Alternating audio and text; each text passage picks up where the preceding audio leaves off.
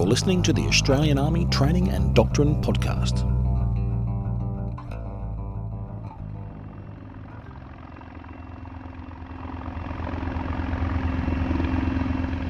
This is Exercise Hamel 2016. There are 9,000 troops here from Australia, New Zealand and the United States, and they're here on the edge of the outback in South Australia for 3 weeks of war games designed to put them to the test. I'm Captain Sharon Mascall-Dare, and with me is Brigadier Mick Ryan, Director General Training and Doctrine with the Australian Army. He's the man behind this year's exercise. So Brigadier Ryan, the size and scale of this exercise, it's hard to put across because as we stand here we can hear helicopters landing, we've had HMAS Adelaide out on the water in front of us, and we can see hundreds of soldiers moving into position here. So tell us what's going on. So what we've got here, Sharon, is thousands of troops from brigades and units from all across Australia, and they've had to come here from a vast array of bases from great distances, and indeed many of the units that have come here have come from distances further away than the distance, say, from London to Moscow. So over a period of several weeks we assemble all the different army units, and they consist of infantry, engineers, helicopters, tanks, artillery, logisticians, communicators, headquarters units.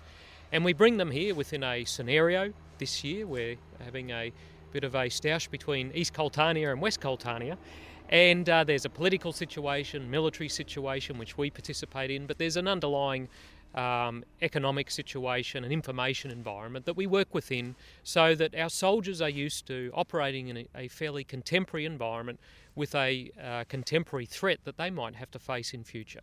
So what is the point of the exercise? Because we've got so many troops out here. What are you hoping to achieve? Well, there's quite a few reasons we do this, Sharon. So first and foremost, it's about exposing our soldiers and leaders to a very contemporary operating environment and the types of contemporary threats that they might have to deal with on an operation.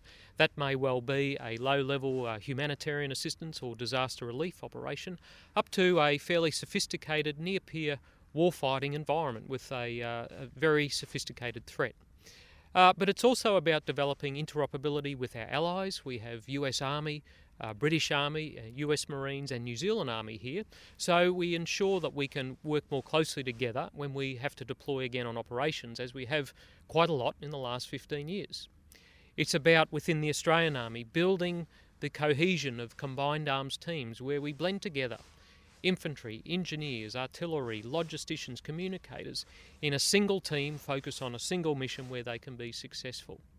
But finally, and I think most importantly, this kind of activity is where we evaluate our high readiness organisation. And in doing so, we provide a level of assurance to the Australian government that should they call on the Australian Army for any mission, regardless of where it is, that we're able to do that. Now, you talked about the fact we've got different nationalities here.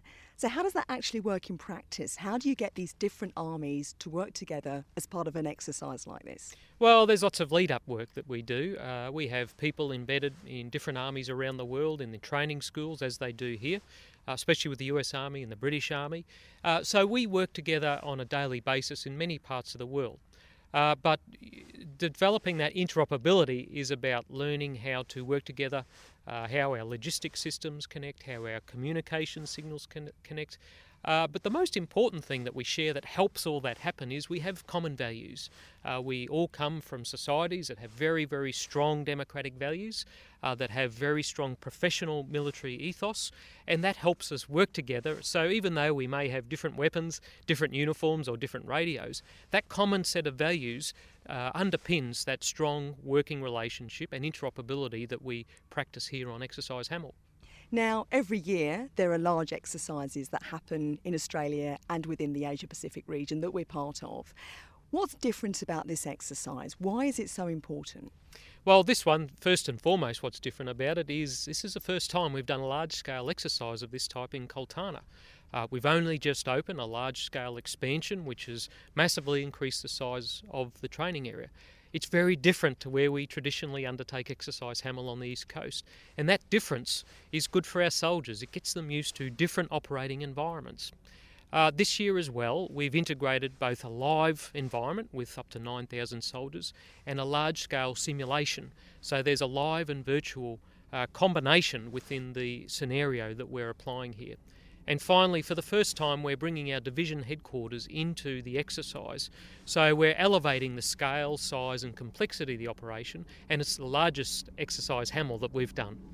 And in fact, as we look out here, I mean, we can just see some helicopters flying in right now, just across the horizon there, and we've got some trucks also taking part in some manoeuvres. I mean, you talked about it being the first time that we're having this exercise in Kultana. How would you describe the landscape here and the environment? Why is it important to train here? Well, the landscape here, we've got large expanses of rolling, pretty flat land. Not a lot of vegetation in large parts of the training area. There's some low salt bush, and over the last few weeks we've had a bit of rain, so it's a little bit boggy, quite damp, which poses challenges for cross-country movement, whether it's for wheeled vehicles or tracked vehicles. And it only reinforces the importance of our helicopters that you can hear in the background here, and our tracked vehicles, especially the main battle tanks, which is such an important part of the Australian Army's combat capability. But we also have areas of the training area where there is a little bit of vegetation, so it does change up a bit, and it forces our commanders to really think about managing their detectability to the enemy force and ensuring that they have a signature that's as low as possible, whether it's a visual signature, a heat signature at night, so camouflage, concealment, deception, and all these kind of things which are within the intellectual domain are very, very important in this exercise. And how are the soldiers dealing with the conditions? Because, of course, for people within Army, this is what you do. This is the kind of conditions you're used to working with. But for people outside in the general public, I mean, they might be quite surprised by the fact that soldiers are quite resilient, that they're able to deal with mud and rain for days and weeks on end. So what's the experience been like for them, this exercise so far? It's been very tough on the soldiers, but it's all about developing, as you mentioned, that individual and team resilience.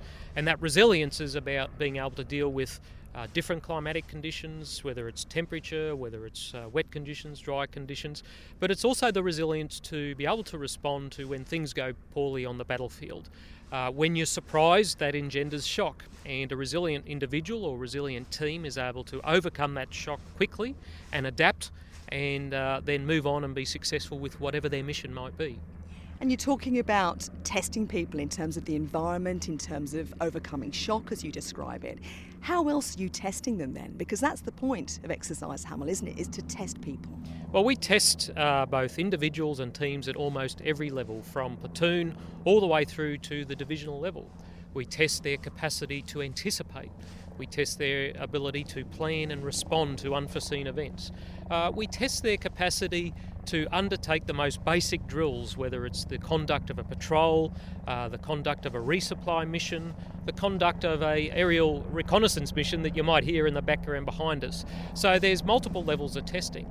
Now, we underpin that with a combat training centre which has observer trainers and instruments, all the equipment here.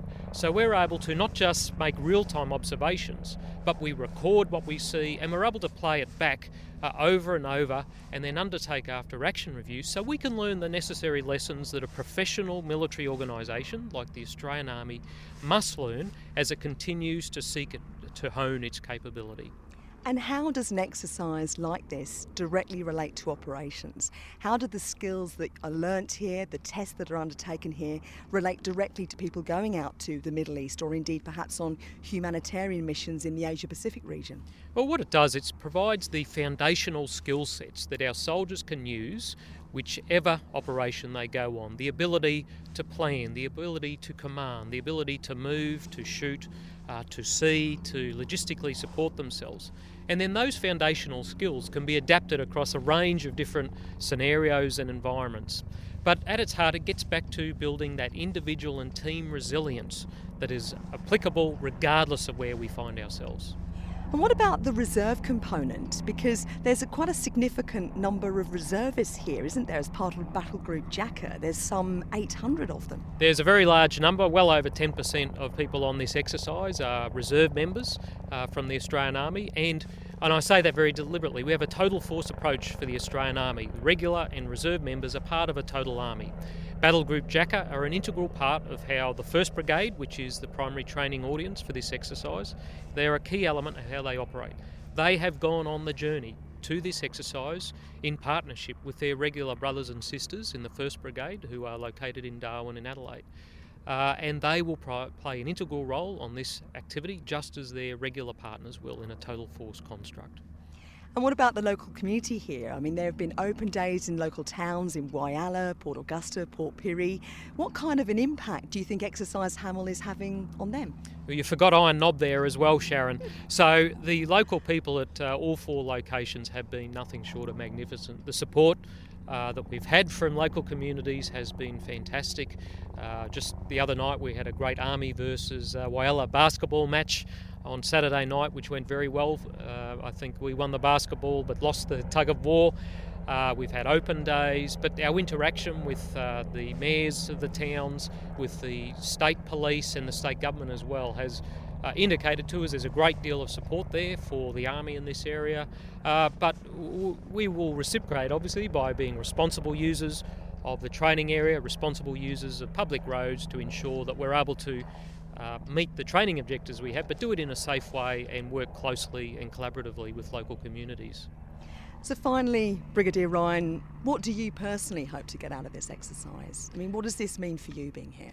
Well, for us it's about bringing a range of different units and organisations from all around Australia, indeed all around the world, orchestrating them within the scenario of the exercise, evaluating our high readiness forces and having our soldiers go away knowing that they've participated in and succeeded in a very demanding activity. It should give them the confidence, both as individuals and teams, to understand that they're well trained and well prepared for whatever operation we might send them on, and it should provide our government with a great level of assurance that they have an army that's able to deal with whatever challenges that they might be presented with on operations.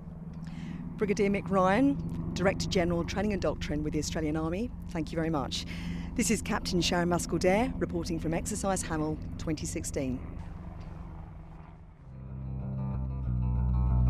This podcast is produced by the Australian Army and is copyright the Commonwealth of Australia.